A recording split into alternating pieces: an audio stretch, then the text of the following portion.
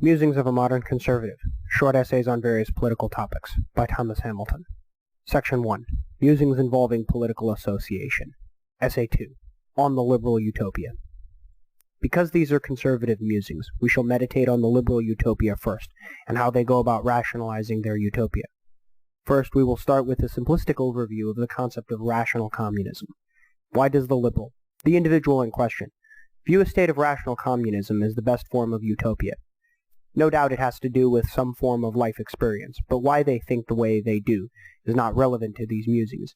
It is the ideas that we are looking at that are in question.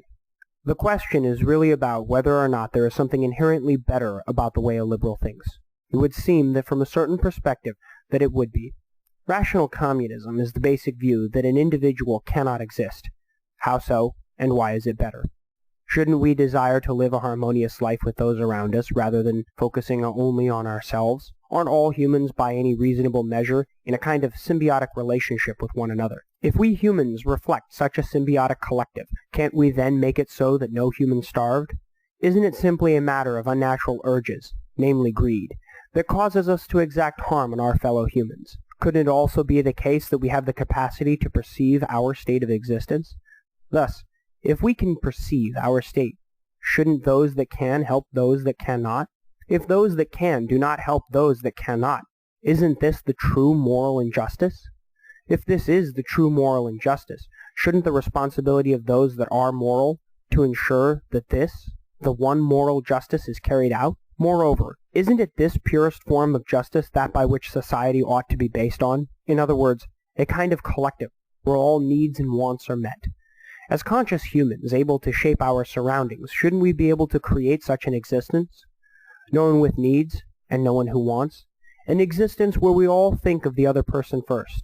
A wonderful place indeed, but the next line goes something like this. But if not for those that are greedy, in other words, the conservative, or at least their utopia. Next come about the rationalizations by which the liberal enacts their utopia from thought into reality, and thusly society is created. Intuitively, the liberal knows that they will never see their utopia, but yet by giving up a hard fight towards such a place, it can be rationalized that inaction or lack of action by the liberal will only give greater rise to the greedy. The liberal then, by their very nature of thinking, must by some means justify their utopian thinking. It seems to me to go something like this. Do you want to be homeless, sick, hungry, dirty, jobless, etc.? There cannot be any direct or truthful answer other than no. And it is shortly followed by then, why should others? This is a powerful argument indeed, as none of us want to have anything negative done to us. Why is it then that if none of us want negative events to happen to us, why do they still happen? Isn't it simply the case that these things that we don't want to happen to us, we enact on others or ourselves because of greed? Isn't it the case that if everyone helped each other out, we would all, as a group, be better off? Those that have would give up all that but what they need to those that do not. If those that have find it offensive, what could they find offensive about it? Don't they find it offensive that they have food while others starve? Isn't it so that the extras used by those that have could be better used on those that don't have anything? And even more concerning is, what cost do these items have as a trade-off? Couldn't it be argued that extras come at the price of another's ailment or even death? So are those extras really that important?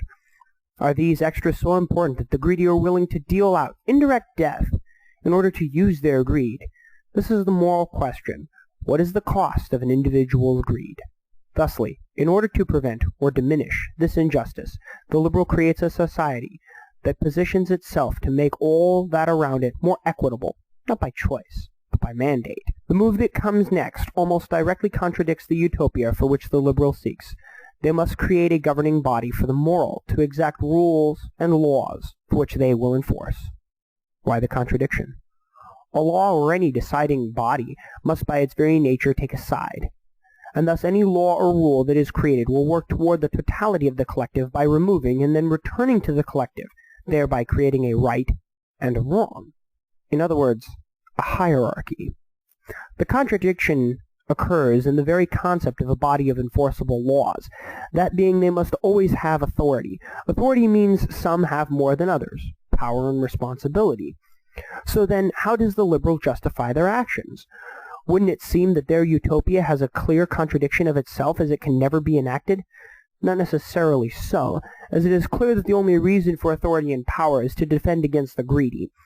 If there were no greedy, wouldn't the utopia naturally exist on its own without other such interferences?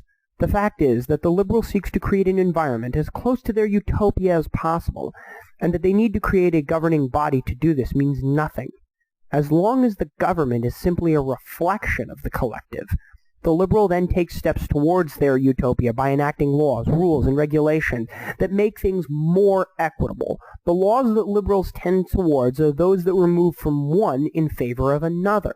The question then becomes, is this the correct way of creating the liberal utopia? Is it that by removing from one and then giving to another means of returning that which was taken unjustly from the collective back to the collective?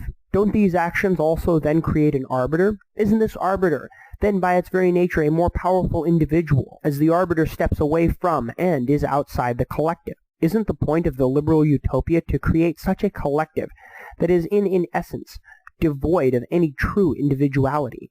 Yet doesn't the liberal, by need to return to the collective, simply create individuals that have more than others, if not wealth, then power, which could be abused just as easily, if not more easily, than wealth? Isn't this then a direct contradiction within the liberals' own argument? Not necessarily. But isn't an elected official or bureaucrat appointed by an elected official simply an extension of the collective? Hasn't the moral collective simply elected a group to protect and insulate itself from the injustices of the greedy? Wouldn't it be fair also to assume that much like saviors or rescuers, that the most highly moral elected officials, with who know best, ought to fight the greedy, aren't by that measure all subsequent laws and rules then made for the safety and well-being of the collective? Then any law, regardless of whether or not it increases individual power or power of an individual over the collective, justifiable. So long as the aim is to protect the collective, aren't the elected officials, even if they are elected for the collective, supposed to be more moral and in some manner better suited to protect the collective? Then doesn't that make them an individual? Or is it simply the case that we are all like bees, born to perform a particular task or duty for the collective, and we are only carrying it out as we have been designed?